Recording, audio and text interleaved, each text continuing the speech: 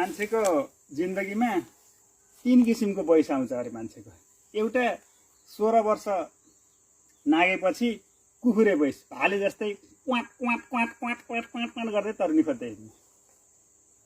अनि त्यसपछि बिहा हुन्छ, 20 वर्ष पुगे, 21 वर्ष पुगेपछि त्यहाँबाट 40 वर्षसम्म छोराछोरी पाउन व्यस्त, छोराछोरी पढाउन व्यस्त, हुर्काउन व्यस्त। त्यसपछि त्यसको वयस त्यहीँनिर खतम। अब 40 पुग्यो, 40 पुगिसकेपछि छोराछोरी हुर्के, पढ्न गए, टाठा बाठा भए, त्यहाँबाट चाहिँ 40 काटेको अर्ध वयसे अर्काको बुढीसित पनि टुक्रिया छ, अर्काको बुढासित पनि टुक्रिया छ। जिन्दगी त्यही खतम पारो, घर झगडा गराओ, त्यहाँबाट चाहिँ घर बिगारो बसो। अब सबैतिरबाट बुढो भएर 60 वर्ष काटेपछि अर्को वयस आउँछ अरे। अब त कसैले बताउन्न, त्यहाँबाट त्यही घरकी बुढी, हेला गरेकी बुढी, त्यही हेला गरेको बुढो चाहियो।